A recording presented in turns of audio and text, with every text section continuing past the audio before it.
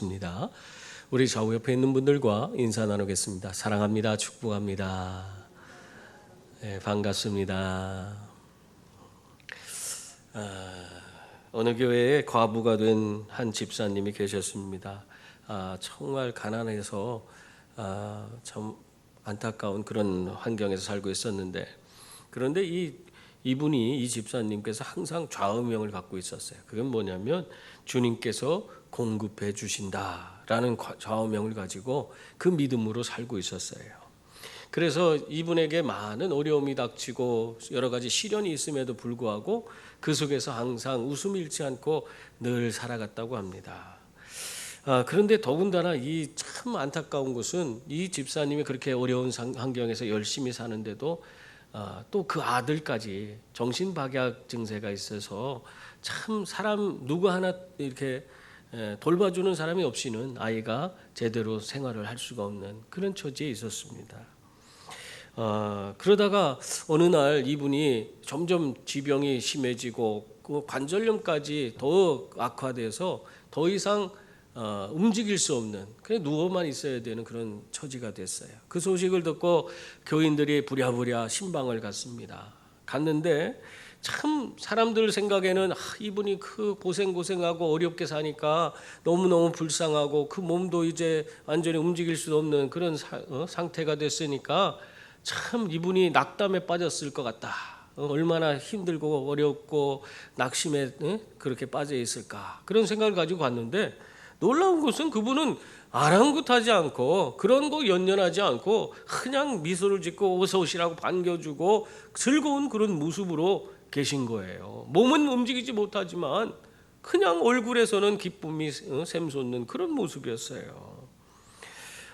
그래서 교인들이요, 그 모습 보면서 그래도 참 다행이다. 저분은 참 대단한 분이시구나. 믿음 좋다 생각했어요. 근데 옆에 있는 아들을 보니까 답답한 거예요. 집사님 이제 이렇게 집사님도 몸져 누우셨는데 저 아들 어떡하지요? 집사님도 그 집사님이지만 아들도 누가 돌봐줘야 되는데 이제 어떻게 살아갑니까? 그렇게 이야기를 했어요. 그랬더니 그 집사님이 하는 소리가 주님께서 다 공급해 주십니다. 그래서 우린 살아갑니다. 그렇게 얘기를 하는 거예요. 그래서 사람들이 다 너무 놀랐어요. 저분은 좀 대단하구나. 그런데 이제 그러고 나서 신방 마치고 돌아왔는데 몇 달이 지난 후에 결국에는 이분이 그 지병으로 인해서 결국 돌아가시고 말았어요. 그러니까 교회에서 정말 마음이 아파서 그분을 위해서 장례를 잘 치러주고 그 장례를 마친 후에 생각해 보니까 그 정신지체가 있는 그 아들 어떻게 된가? 그 혼자 정신박약이 있는데 그 아들은 어떻게 됐을까 하는 생각이 들어서 장례 마치자마자 다시 여러 교인들이 신방을 하겠다고 막 모여서 같이 신방을 갔어요. 갔더니 이 아들이 그냥 멀쩡해요. 어머니가 돌아가셨어도 그거 제대로 뭔지도 모르고 막 웃으면서 어서 오시라고 하면서 자기가 막 우표를 모았다고 우표 자랑을 하는 거야. 막 우표 자랑을. 그래서 그거 어디서 났냐 했더니 편지들을 막 꾸러미를 보여주면서 여기서 내가 다 떼갖고 이렇게 우표 모았다고 하면서 우표를 막 보여주는 거예요. 그래서 교인들이 잘했다 하는데 편지들을 보니까 편지가 하나도 뜯은 봉투가 없어. 뜯지도 않고 우표만 그냥 떼어내서 그걸 모아놓은 거예요. 어머니 앞으로 온 편지가 그렇게 많이 쌓였는데 그 편지를 하나도 열어보지도 못한 거야. 그래서 교인들이 이 뭔 내용인가 이거 한번 보자 해서 다 뜯어서 보니까 그 안에 이 모자를 위해서 후원하는 돈들이 들어있는 거예요. 그래 그걸 다 꺼내서 수합해 보니까 이 정신박약을 앓고 있는 이 아들의 평생 동안 잘 살 수 있을 정도 그 정도의 돈이 거기에 모아져 있는 거예요. 그럼 그 모습을 이 교인들이 체험하고는 그때 그 집사님이 하는 그 생각이, 그 말씀이 떠올랐다는 겁니다. 그 집사님 뭐라고 했어요? 모든 것을 다 주님께서 공급해 주십니다.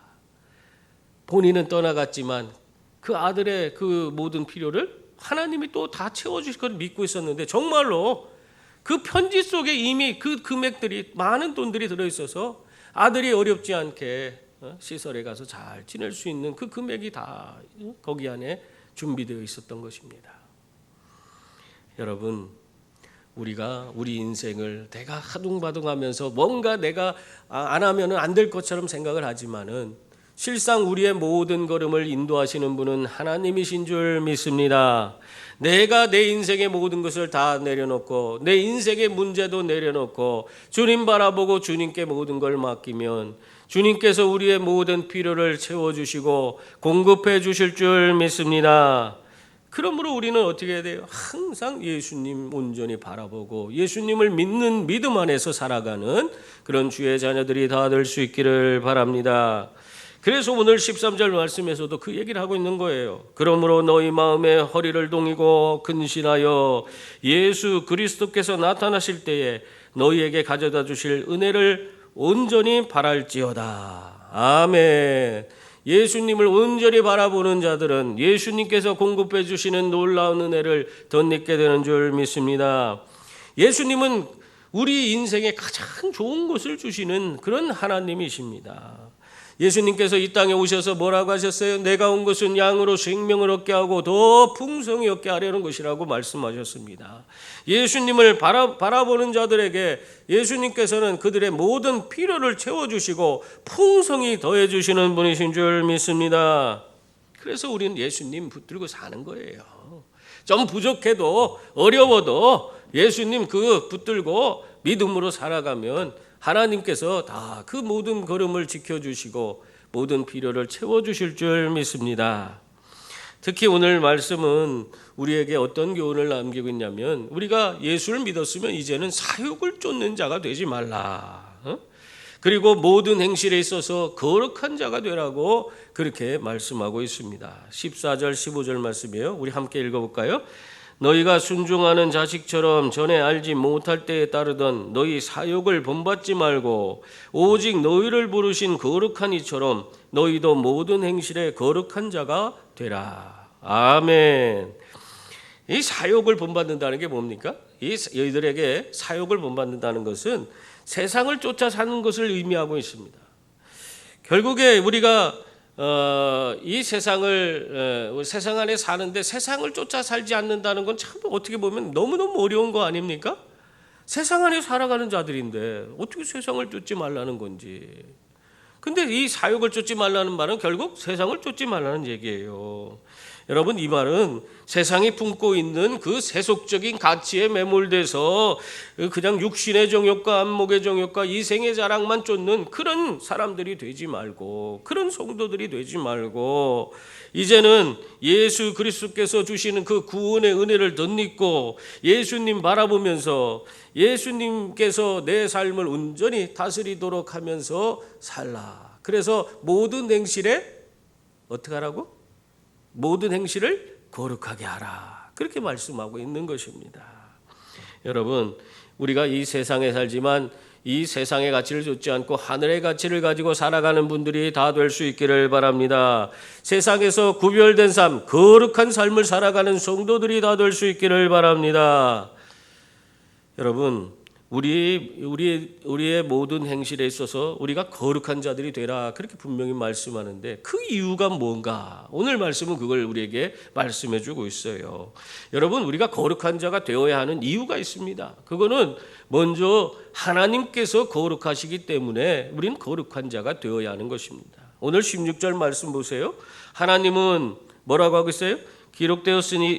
기록되었으되 내가 거룩하니 너희도 거룩할지어다 하셨느니라 했습니다.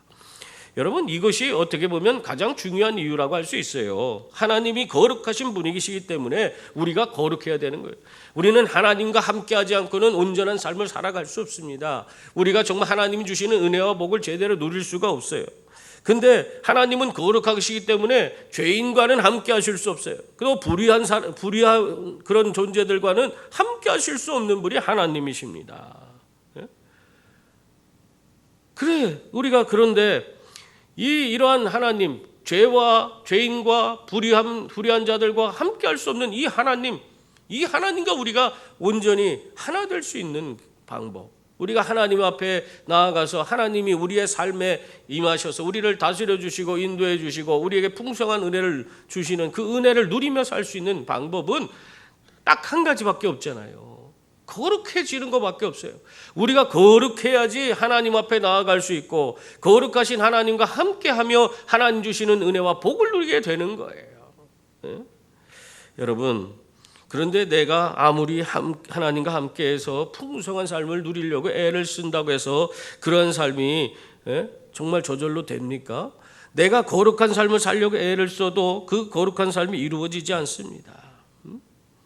그것은 하나님께서 내 삶에 오셔서 나를 다스려 주실 때만 가능한 것인데 그것이 어떻게 이루어지냐? 거룩하신 분은 우리에게 오실 수 없어요. 그러나 이 땅에 오셔서 정말 우리 가운데 친히 임하신 하나님, 바로 예수 그리스도께서 이 땅에 오셔서 거룩지 못한 모든 죄인들의 죄를 짊어지시고 십자가에 달려 죽으심으로 우리가 거룩하게 될 수 있는 길이 열린 것입니다.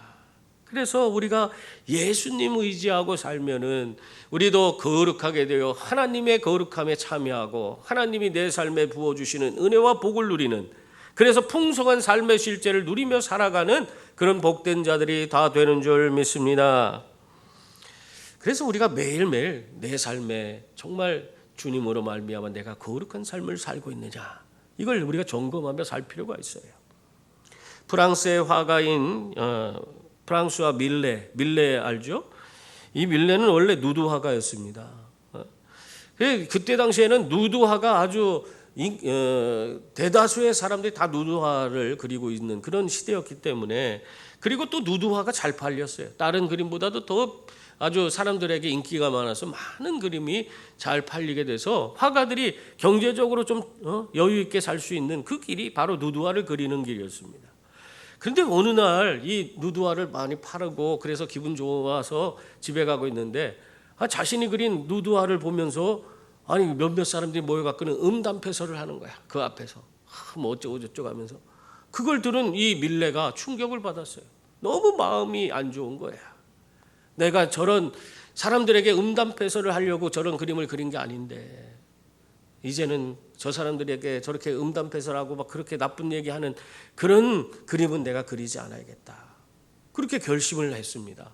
한마디로 말하면 이제부터는 자기가 생각하는 그런 돈 잘 벌리는 그런 그림 안 그리겠다는 거예요. 이거는 참 어떻게 보면은 자신들이 가장 쉽게 먹고 사는 문제를 해결할 수 있는 그 길을 자기 스스로가 포기하는 거와 마찬가지예요. 그런 결심을 하고는 이 밀레가 집에 돌아왔어요. 집에 와서 아내에게 얘기했습니다. 아내에게 얘기하면 어떻게 됐을까요? 우리 생각 같아서는 아내들이 그냥 바가지를 박박 긁을 것 같은데, 아니 돈 벌어오라고 무슨 소리 하는 거냐고 이랬을 것 같은데, 이 밀레의 아내가 그렇지 않았어요. 오히려 비록 가난할지라도 우리 그렇게 합시다 하면서 남편을 응원해 줬어요. 그 뒤로 밀레가 이 누드화를 그리지 않고 그때부터는 붓을 들고 저 들판으로 나가서 들판에 가서 그림을 그리기 시작했어요. 그래서 나온 작품이 뭐예요? 씨 뿌리는 사람, 또 양치는 사람, 이삭 줍는 사람, 이와 같은 그런 농촌의 그런 그림들을 많이 그리게 됐어요. 그래서 농부의 화가라는 그런 별명을 갖게 됐어요. 근데 이 사람의 작품 중에서 특히 만종이라는 작품이 있는데 이것은 정말 미술사의 아주 역사적인 보물로 취급받는 그런 그림이 됐습니다. 여러분, 이 밀레가 이렇게 정말 어떻게 보면 사람들이 원하지 않는 그림을 그렸는데 그럼에도 불구하고 그가 거룩하게 살려는 그 결심을 하고 정말 어떻게 보면 자기가 먹고 사는 그런 어려움이 자기들에게 그렇게 처하게 된다 할지라도 그런 상황에서도 굴하지 않고 거룩하게 살려고 애를 썼더니 어떻게 됐어요? 하나님께서 그를 들어서 위대한 그림을 그리게 하고 모든 사람들이 좋아하는 그런 정말 역사의 길이 남는 그런 만종이라는 작품을 그릴 수 있는 위대한 그런 화가가 되도록 만들어줬습니다. 여러분, 우리에게 필요한 것은요, 세상적인 방법이 아니에요. 그래서 우리가 세상적인 방법을 쫓는다고 해서 다 잘 되는 것이 아닙니다. 그걸 우리가 깨달아야 돼요. 우리는 세상적인 방법이 아니라 하나님의 방법을 가지고 하나님의 원하시는 그런 모든 삶의 걸음을 정말 하나님 뜻대로 따라서 살아가는 그런 분들이 다 될 수 있기를 바랍니다. 그래서 거룩한 삶을 살아가는 분들이 되실 때에 하나님께서 여러분에게 더 크고 놀라운 은혜와 복으로 채워주시고 여러분의 삶에 형통의 복을 내려주실 줄 믿습니다. 또한 우리들이 모든 행실에 있어서 이 거룩한 자들이 되어야 하는 이유는 하나님은 외모를 보지 않고 그 행위대로 판단하시는 분이기 때문에 그렇습니다. 이걸 우리가 잘 아셔야 돼요. 오늘 17절 말씀 보세요. 우리 함께 읽어볼까요? 외모로 보시지 않고 각 사람의 행위대로 심판하시는 이를 너희가 아버지라 부른즉 너희가 나그네로 있을 때를 두려움으로 지내라. 그렇게 말씀하고 있습니다. 하나님은 죄인들을 심판하시는 그런 하나님이신 줄 믿습니다. 그래서 우리들이 죄 문제를 해결하지 않는 한 우리는 하나님 앞에 나아갈 수 없어요. 그것은 나이와 신분, 지위, 고하를 막론하고 다 모든 사람에게 적용되는 것입니다. 그러니까 어떤 귀한 사람이 있다고 해서 그 사람은 특별 대우를 받고 그런 게 없어요. 하나님 앞에서는 우리가 행한 대로 그대로 하나님은 심판하시는 분이세요. 그래서 아무리 내가 돈이 많고 뭐 영향력이 뛰어나다고 해도 그 사람도 똑같이 하나님의 심판대 앞에 서게 되는, 그 사람이 행한 대로 심판받게 돼 있는 거예요. 아무리 내가 없고 정말 어떻게 보면은 가진 것도 없고 배운 것도 없고 많은 것이 부족하다고 해도 그래도 그 사람도 마찬가지예요. 하나님의 심판대 앞에 서는 거예요. 똑같은 기준을 가지고 똑같이 그 사람의 행위대로 하나님 앞에 심판을 받게 되는 것입니다. 우리가 이러한 사실을 잊어서는 안 돼요. 여러분, 그러나 우리는요 이미 하나님 앞에서 정말 에덴 동산에서 하나님이 따먹지 말라고 했던 선악을 알게 하는 나무의 과실의 나무를 따먹은 그런 조상을 지니고 있어서 우리는 태어날 때부터 유전적으로 원죄를 지니고 이 땅에 태어나는 것입니다. 그래서 우리들은 하나님께 나아갈 수 없고 하나님과 함께 할 수 없는 그런 존재였어요. 당연히 그런 사람들은 하나님 앞에 나아가서 심판받고 그 행위대로 심판받고 그 결과로 영원한 멸망인 지옥불에 던져질 그런 인생이었던 것입니다. 그 심판을 피할 사람이 있어요? 아무도 그 심판을 피해가지 못합니다.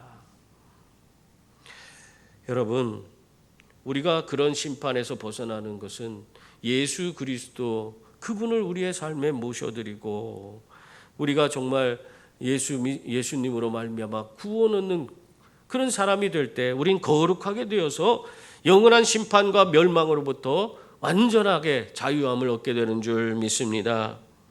여러분, 그래서 사람들은요 예수님 없이도 뭔가 자기들이 구원받기 위해서 얼마나 많은 노력을 했는지 몰라요. 그동안에 어떤 사람들은 도덕적으로 자기를 완벽하게 하면은 자기가 구원에 이를 수 있다고 생각하고 애를 쓰고 선행을 또 하고 착한 일 많이 하면 구원받는다고 생각하고 그렇게 살아가요. 오늘날 현대인들도 그렇지 않아요?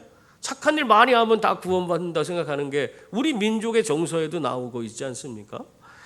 뿐만 아니라 자기 나름대로 율법을 만들어서 내가 이런 법 조항을 잘 지키고 살면은 내가 구원받을 수 있다 생각하는 사람도 있어요. 유대인들도 그랬잖아요. 그 율법 10계명 이외에 수많은 그런 율법의 규례와 법도를 만들어서 한 말씀에 그거에 따라서 그걸 지킬 수 있는 여러 가지 다양한 방법들을 아주 세밀하게 나열해 갖고는 그걸 지키려고 애를 썼어. 근데 그걸 제대로 지키는 사람이 얼마나 있겠습니까? 그걸 만든 사람도 못 지키게 그렇게 법을 만들어서 그 사람들에게 그걸 가르쳤지만은 그걸로는 그들이 구원받을 수가 없었습니다. 그게 예수님이 그래서 오신 거 아니에요?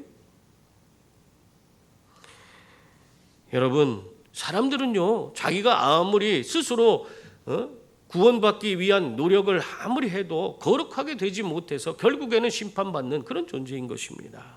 그래서 우리들은 인정해야 돼요. 우리는 많이 배운 자나 못 배운 자나 또 많이 가진 자나 못 가진 자나 할 것 없이 그 신분, 지위, 고하를 떠나서 누구든지 우리의 행위대로 우리는 다 심판받으면 결과적으로는 그 우리의 행위가 우리를 영원한 지옥불로 나아가도록 그렇게 우리가 영원한 죽음을 경험하는 그런 멸망받을 존재라는 사실을 인정해야만 하는 것입니다. 그러나 우리가 그런 삶에서 우리가 온전히 벗어나는 길이 딱 한 가지가 있습니다. 우리 하나님께서 우리를 위해서 창세전부터 예비하시고 그 준비하셔서 예수 그리스도를 이 땅에 보내주신 것입니다. 그래서 예수님을 우리가 우리의 삶의 중심에 모셔드리고 그분의 인도하심을 받으면 우리의 모든 행실이 거룩하게 되는 거예요. 예수님 외에는 하나님의 모든 요구를 다 이루신 분이 없기 때문에 그렇습니다. 그래서 우리의 행위가 온전하게 지려면 어떻게 돼요? 내 생각과 내 고집, 내 경험을 따라 사는 것이 아니라 예수님의 말씀을 따라서 예수님의 뜻대로 모든 것을 예수님께 맡기고 그분의 인도하심을 받으며 살아갈 때에만이 우리가 거룩한 삶을 살아가게 되는 것입니다. 그러니까 여러분들이 지금 신앙생활 하면서도 내 생각대로 내 고집대로 내 마음대로 살고 있으면은 그 사람은 거룩한 삶을 살고 있는 걸까요? 아닐까요? 거룩한 삶을 살지 못하는 거예요. 예수님이 여러분의 삶의 주인이 되어주셔서 여러분을 다스리도록, 그래서 여러분의 삶을 인도하시도록 해야만이 거룩한 삶이 되는 거예요. 그걸 거듭났다고 하는 겁니다. 여러분 인생이 예수 믿고 난 거듭났어 얘기하면 뭐합니까? 내가 내 인생의 주인이 돼서 내 마음대로 하는데 그건 거듭난 게 아니에요. 예수님이 내 인생의 주인이 되어주셔야 돼요. 그래야지 거듭난 거예요. 그분이 내 삶을 그분의 뜻 가운데서 나를 인도해 가셔야지만이 내가 거룩한 삶을 살아서 모든 행실에 거룩한 자가 되는 것입니다. 한 레스토랑에서 어떤 사람들이 막 이야기를 하는데 그 중에 어떤 한 사람이 일어나더니 이런 얘기를 했대요. 나는 태어날 때부터 이미 아담으로부터 유전받은 그 원죄를 갖고 있기 때문에 죄인으로 태어났으니까 내가 이 땅에 살다가 죄인이 태어날 때부터 내가 생각하지도 않고 뭐 내가 행하지도 않았는데 죄인이라고 해서 그렇게 살다가 결국에 나중에 심판받아서 지옥에 가면 그게 뭐가 공평한 거냐? 하나님은 불공평한 거 아니냐? 뭐 그런 얘기를 하더래요. 그래서 그 얘기를 듣던 예수 믿는 사람이 뭐라고 했냐면 아니 그건 그렇지 않다고. 하나님은 우리가 죄인으로 태어났기 때문에 심판하는 것이 아니라 우리에게 죄를 해결할 수 있는, 죄를 피할 수 있는 길을 열어주셨는데 그 길인 예수 그리스도를 이 땅에 보내주셨는데 그 예수 그리스도를 믿지 않았기 때문에 그래서 심판받는 거라고 그렇게 이야기를 했다고 그래요. 그러면서 한 가지 더 예를 들어주는데 여러분 한번 생각해 보세요. 한밤중에 막 누가 문을 두드리는 거예요. 그러면서 불이 났다고 빨리 나오라고 막 알려주는 거예요. 그러면 그 상황에서 우리는 어떻게 해야 됩니까? 불이 났다고 막 밖에서 소리치고 문을 두드리고 빨리 나오라고 하는데 근데 자기가 뭐라고 우리 집에 불 난 걸 가지고 자기가 그렇게 떠드나? 이 집은 내 집이야. 내 마음대로 할 거야. 그러면서 자기가 나가지 않는다고 생각해 보세요. 그래서 결과적으로는 불이 휩싸여서 그 사람도 그 안에서 죽고 말았어요. 그러면 그 죽음의 책임이 누구의 책임이에요? 그 사람에게 가서 불이 났다고 알려주고 문을 두드리고 빨리 나오라고 외친 사람의 책임입니까? 그 소리를 듣고도 나가지 않은 사람의 책임 아니에요? 지금 그 얘기를 하는 거예요. 여러분, 이미 예수님이 오셔서 우리들이 심판에 이르지 않는 그 길을 다 알려주셨습니다. 누구든지 그 행위대로 심판받아서 영원한 형벌받고 지옥불에 던져져야 될 그런 존재라고 다 그렇게 알고 있는데 그런데 예수님이 오셔서는 그런 심판에 이르지 않고 우리가 구원받을 수 있는 길을 알려주셨어요. 그 예수님을 믿지 못하고 예수님께 나오지 못하는 그런 자들이 그건 누구에게 책임을 물어야 되는 겁니까? 그걸 예수님께 나오지 않는 자기 자신의 그 책임을 져야만 하는 것입니다. 여러분, 그러므로 여러분의 인생 정말 하나님 앞에서 모든 행실에 거룩하게 되는 자들이 되어서 정말 우리가 예수님 그 손을 온전히 붙들고 예수님의 인도하심 따라서 살아가심으로 늘 우리가 정말 하나님의 구원의 길에 서서 날마다 기쁨과 감격 속에 영광 돌리는 복된 자들이 다 될 수 있기를 바랍니다. 그리고 또한 모든 행실에 거룩한 자들이 되어야 하는 그런 이유는 우리의 구원이 그리스도 예수 그 보배로운 피로 말미암아 주어졌기 때문입니다. 18절 19절 말씀 보세요. 거기 보면 너희가 알거니와 너희 조상이 물려준 헛된 행실에서 대속함을 받은 것은 은이나 금같이 없어질 것으로 된 것이 아니요 오직 흠없고 점없는 어린 양 같은 그리스도의 보배로운 피로 된 것이니라. 그렇게 말씀하고 있습니다. 여기서 너희 조상이 물려준 헛된 행실이라는 것은 지금 이방인 땅에 편지를 보낸 거기 때문에 이방인들이 그동안 조상 때부터 행해오던 그런 행위를 말하는 거예요. 그것이 뭐냐? 우상숭배입니다. 우상숭배. 그들은 하나님을 알지 못하던 때에 이미 조상 때부터 헛된 우상에 빠져서 그 우상을 섬기던 그런 자였다는 것입니다. 그러나 그들이 구원을 받게 되었다면 이제는 그 구원이 어떻게 이루어졌어요? 아무 죄도 없으신 예수 그리스도께서 자신들을 위해서 대신 그 죄짐을 짊어지시고 십자가 달려 죽으심으로 그 몸에서 모든 물과 피를 다 쏟으심으로 그들에게 구원의 은혜가 주어졌기 때문에 그 보배로운 피로 예수의 보배로운 피로 그들에게 구원의 은혜가 주어졌다 하는 것입니다. 그래서 우리는 그 헛된 그런 우상 숭배에서 벗어나서 예수님 온전히 붙들고 살아야 된다. 그래서 모든 행실을 거룩하게 하는 그런 성도가 되어야 한다. 그 말씀을 하고 있는 겁니다. 여러분, 세상에서 아무리 금은보화를 준다고 해도 여러분 그 구원을 살 수 있어요? 여러분이 엄청난 돈이 많아서 그 돈을 가지고 구원을 사러 다녀 보세요. 어디서 구원을 얻을 수 있는가?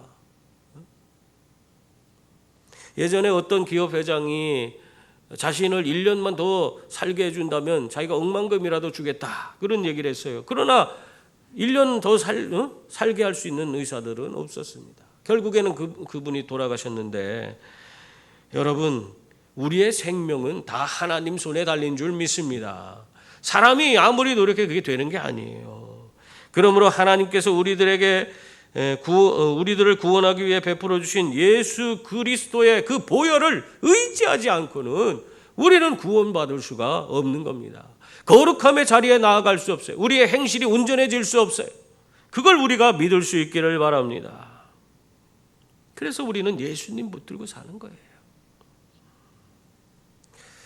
서아시아에 있는 그 아르메니아라는 나라가 있어요. 아르메니아에서 진도 7에 해당되는 그 엄청난 지진이 있었죠. 그때 건물들이 다 무너지고 아파트가 무너지고 했는데 그때에 수산나라고 하는 그 어머니가 그 4살짜리 아이를 데리고 구축에서 살고 있었는데 그 아파트가 무너져 버렸어요.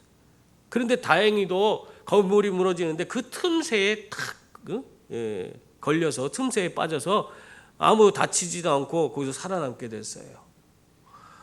그래서 이제 구조대원이 올 때까지 우리가 여기서 잘 견디면 우리 딸하고 나는 살 수 있겠다 하고 막 열심히 기다리고 있었어요. 그런데 그 지진의 규모가 워낙 컸기 때문에 그 광범위하게 다 무너져 버려서 그 수색하는데 그 엄청난 인력을 동원해도 쉽게 사람들을 빨리빨리 구조할 수가 없었습니다.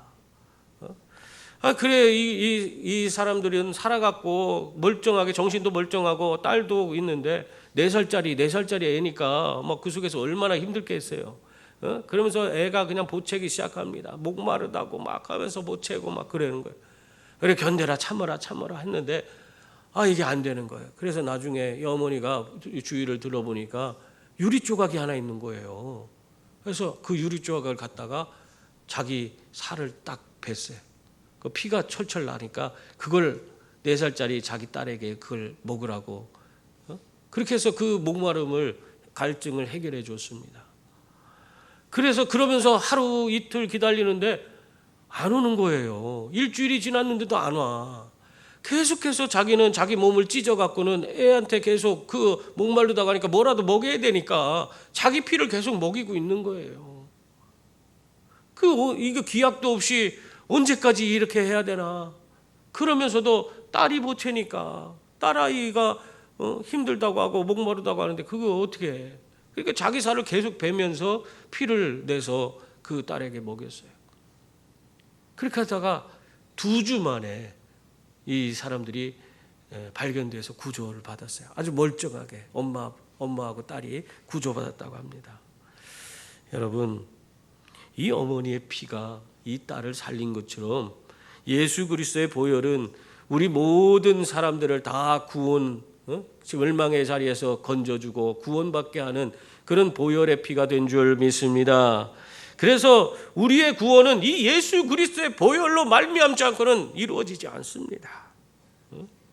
그러므로 우리의 이 구원의 새 생명이 바로 예수 그리스도의 값진 보혈로 말미암아 주어진 것이라는 사실을 우리가 잊지 말고 언제나 그 은혜 가운데서 살아가는 그런 분들이 되시기 바랍니다. 여러분, 예수님은 우리를 거룩하게 하는 그 하나님의 유일한 방법이에요. 그렇기 때문에 예수님 그분을 온전히 모셔드리고 그 예수님 안에서 정말 우리가 구원받아서 믿음과 소망을 누구에게 둬야 돼요?